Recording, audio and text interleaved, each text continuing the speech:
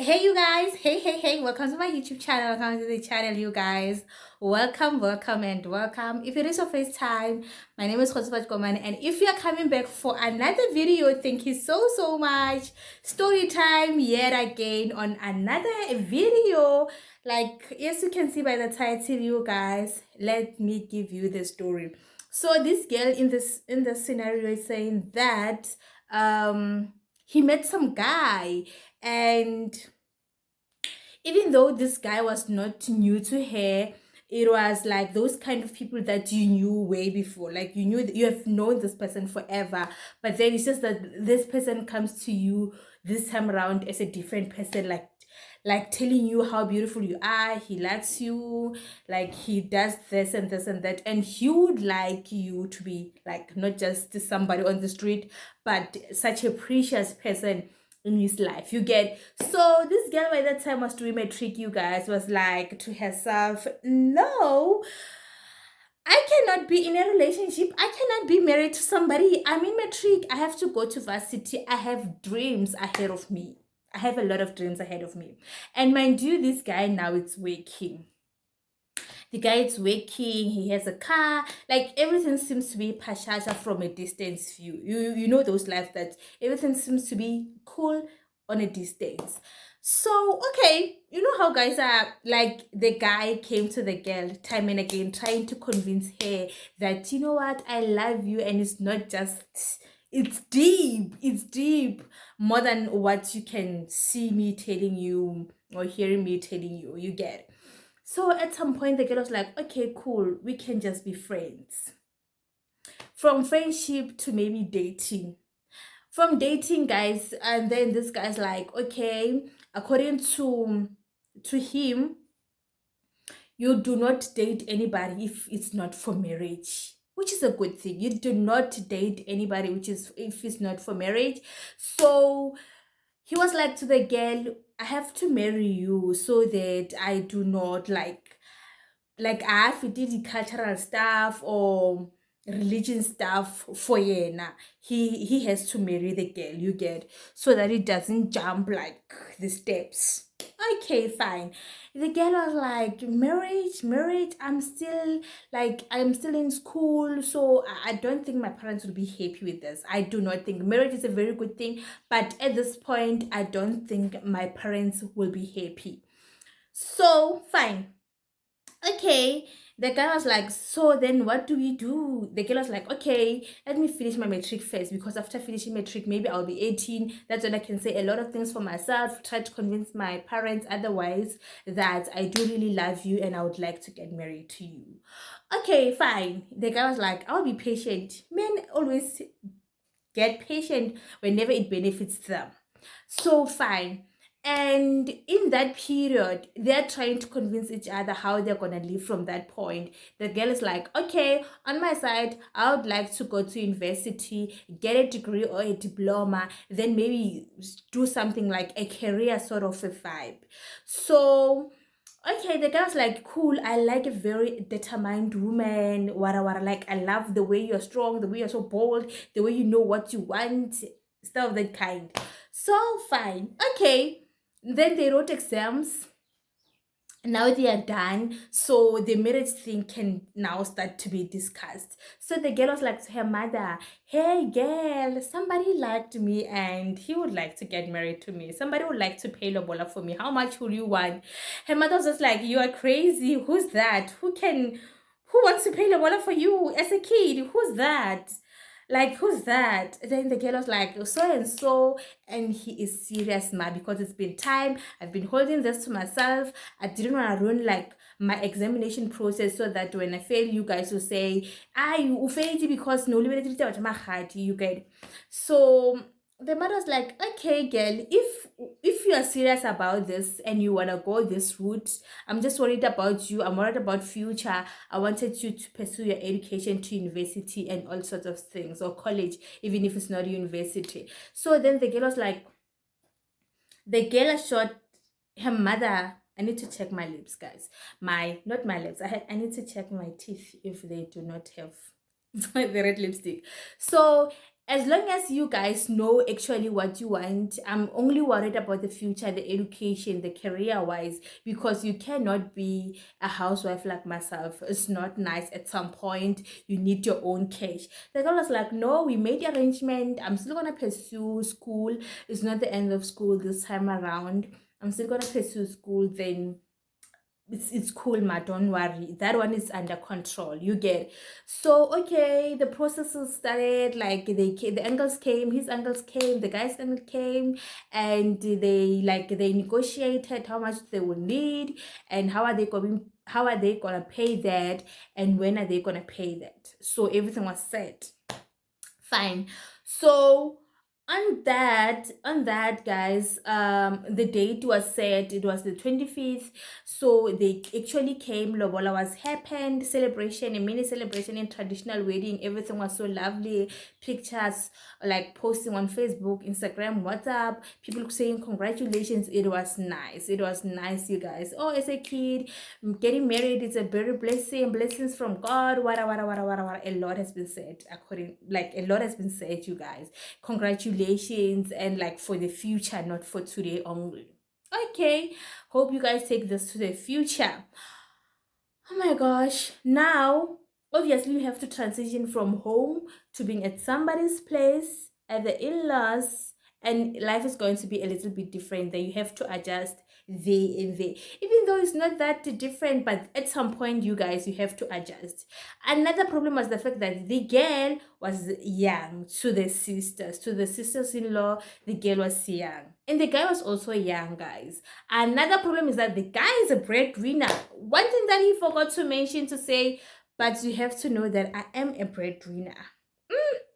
It's very hard, you guys. Marrying a breadwinner, it's very hard. So fine.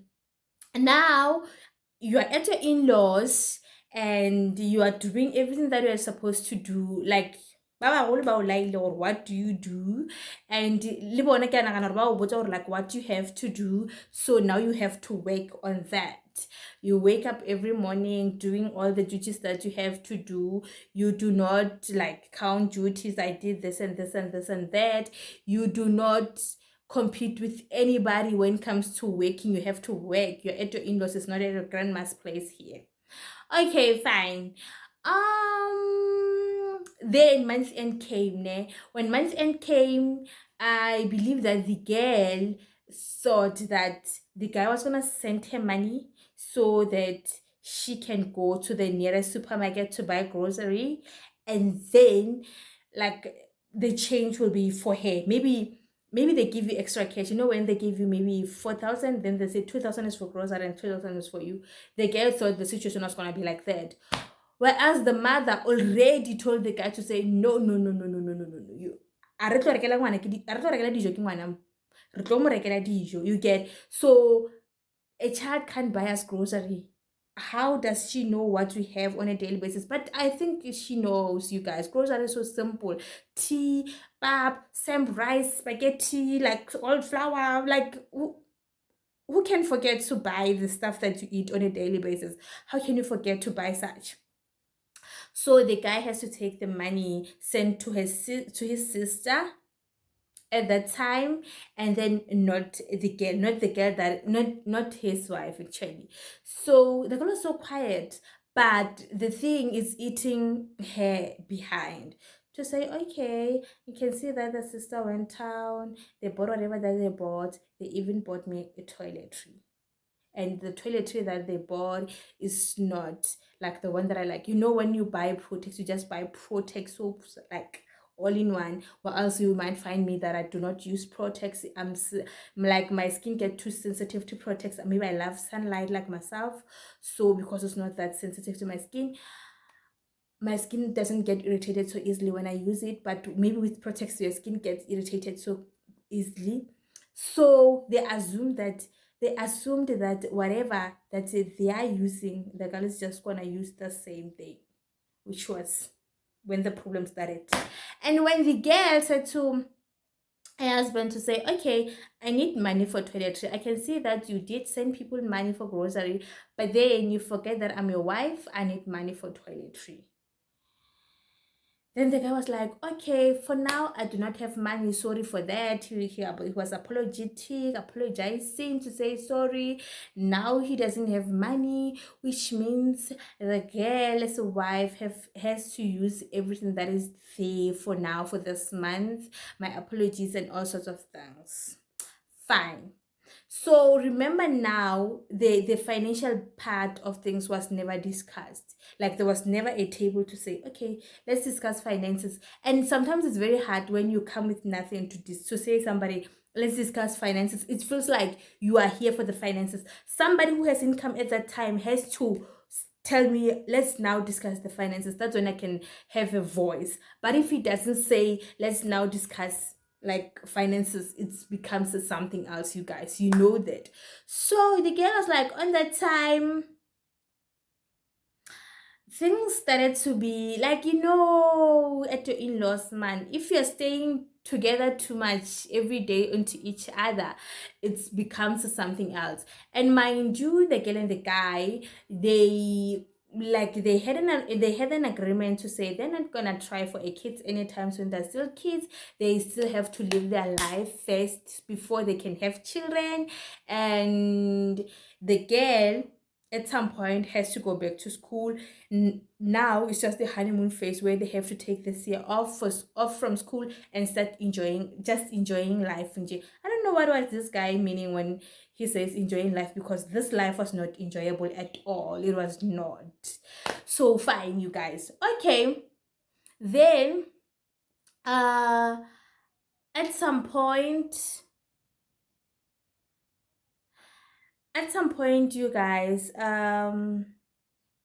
the girl was in a quarrel like at home with her sister-in-law, and the situation got so not nice because of the financial part of things. Because of the financial part of things, things did get so very much so unpleasant situation kind of a vibe. So even the mother-in-law says that "O tlile mo go tla go ja tšhelete ya ngwanaka, never, I will never let you take the bread out of my mouth. I will never let you take the bread out of my mouth. This is my son. You just came here with nothing. So now you want to take my son away from me. Never. Forget about it."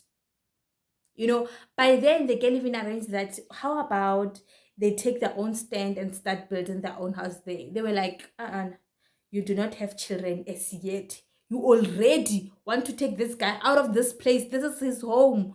Why do you want to take my child away from his home? Never. That is not going to happen as long as I'm still alive. You get? You came here with nothing. Like they emphasize the fact that no, girl, you came here with nothing. And if you think you're gonna take my son, you are gonna get out of here with nothing. Trust me. Okay, now the girl has to talk to her husband to say, oh my gosh, after like everything that we said, after the agreements that we made, I think now because it's during like it's mid-year, I can go back to school. Going back to school, mother-in-law obviously will sometimes get into the news to say, you cannot go anywhere like out of town. You have to go to a place where you wake up here every day at 7, you wait there, take transport to school, and then come back here, because after all, umagoti, you're not just a girl. You understand? You have to understand that you're not just like anybody. You are something to somebody. You are a wife to somebody. You get? So fine. Okay, now as a child, like as 18 to 19-year-old child, you're thinking to yourself that, oh my gosh, the kids my age out there are living their best life, and I'm here now stuck with their in-laws that they do not even understand anything to them. It's about money, not anything else. Like one thing that makes sense to them, it's money, you guys. If you're gonna talk about anything other than money, to them it's nothing. Okay, now the school part can happen because the girl doesn't like maybe, let me say, I believe that her course was not in the surrounding area but far. And obviously I believe that the girl wanted to go far because Now he, the girl just, she just wants to ignore like the toxic relationship that they already had. She just wanna go away so that she can come here maybe sometimes, not to be here full time. How can you go to school and leave your husband here and all sorts of things? So upon that one, guys, the girl felt pregnant. I think she missed her pill and then she felt pregnant. Okay, fine. So now you are pregnant. As a woman, as a pregnant woman, you know how you treat yourself. Like, you know, you have to behave a certain way. You behave differently, even though that one depends on cultures, you guys. So, and some cultures, they even like practice rituals and all sorts of things. So it happened that they had to do some of the things because now you are pregnant. You're just not like anybody else. You're carrying my grandchild, whatever. The mother-in-law now tries to come for comfort, like to comfort the girl. I'm gonna make you water to like, I'm gonna prepare water for you. Like when when the pregnancy was due, the mother-in-law was so very much supportive to the fact that now she was making water, like she was taking care of the girl, and which was so uncomfortable for her because now it's so awkward to somebody that we fought so much to say that I'm here for his child's money now to taking care of me while I'm pregnant, while I'm at risk, while I carry two lives at the same time. It was something else. So the elephant at some point had to call home to say, "Hey, ma, my mother-in-law is doing this and this and this and this." And her mother was just like, "Girl, ke bogadi, like you have to work according to what they do. After all, I do not have control over you anymore." But I'm not sure about anything that she's doing at the moment because it's just too much. I don't know why she's doing that to you after you guys have fought so much. Okay, fine, you guys. So there was a due date came, you understand? So when the due date came, after like they went to the hospital, I think they said that the baby was so distressed, and then now they have to take the baby out on a C-section before, not natural birth, you get. So now the girl has to be rushed to Caesar, and like the process has to be done, the operation has to be done for the child to be born so that they can save two lives at the same time. And the baby was born healthy, pretty, a baby boy was born. Then there was so much excitement in that moment to say, oh, it's a boy. The guy was happy, the husband was happy, and like everybody was so happy, like from her mother's family, from the wife's family, and from the husband's family. They were both happy for the fact that, oh, this is not just a child, it's not a girl, it's a son. So which means the family is growing, like the family surname is gonna grow. That's how they tell themselves. I don't know how, but that's how they tell themselves that when it's a son, then the family, the surname is not gonna die, it's gonna grow, you understand? So fine, okay, now you're in pain, you're from Caesar, you're in pain, your body's in pain, you cannot even carry your baby. So one of the days, because after Caesar, you just don't just wake up and go back. Like there are complications that some of us encounter. So the girl, I believe, that did encounter some of the complications. So now you have to stay at hospital for some times. And I believe that the mother-in-law, when she was home, she was like, no, now this girl is going to take my son for real. It's going to take my son from me for real, because now it's a husband and it's even a father. So it will be easier for her to take my son away from me. Ooh, the mother-in-law was like, no, that's not happening, you guys.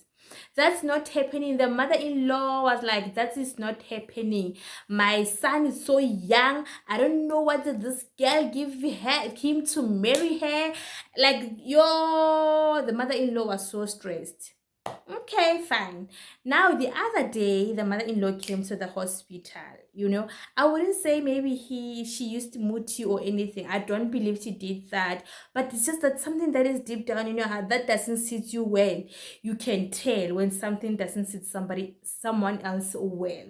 So mother-in-law came to the hospital and she found out that the baby is recovering and his mother is also recovering. You get? So, okay, it was fine. The mother-in-law went back home. So I believe that now mother-in-law is trying to cut ties from her son and the mother, the daughter-in-law, like trying to cut ties from both the two people. You get? So okay, fine. Now the husband is coming like time and again to check on his wife to say, are you good?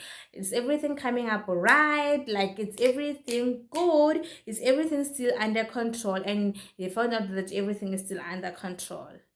So one of the good days, like a day before they had to leave the hospital, the doctor promised that, okay, now we are gonna discharge you guys and all of that. So you and your son gonna go back home. The girl was so over the moon, so very much excited because, oh my gosh, hospital life. Sometimes you get tired of that life because you just get tired, you guys. You get? So fine. Midnight, like that night before the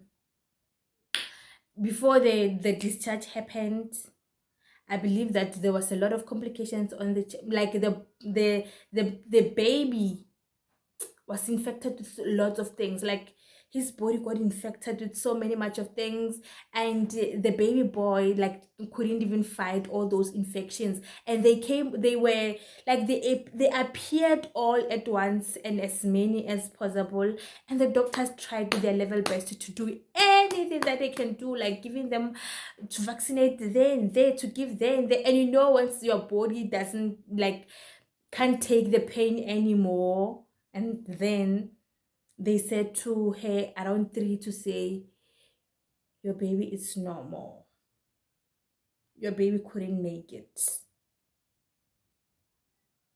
Like, as a mother, if you are a mother wherever you are, you know that you cannot, like, you don't have ears to listen to that. You do not have to say, what happened, what's wrong? I thought you were gonna help me out with my son here, because obviously I'm still in pain. You guys, you can tell that I'm still in pain. Whew, the girl couldn't take that, you guys. She could not. When she called home to say my baby's normal, and calling her husband to say my baby's normal, it was just the sad story.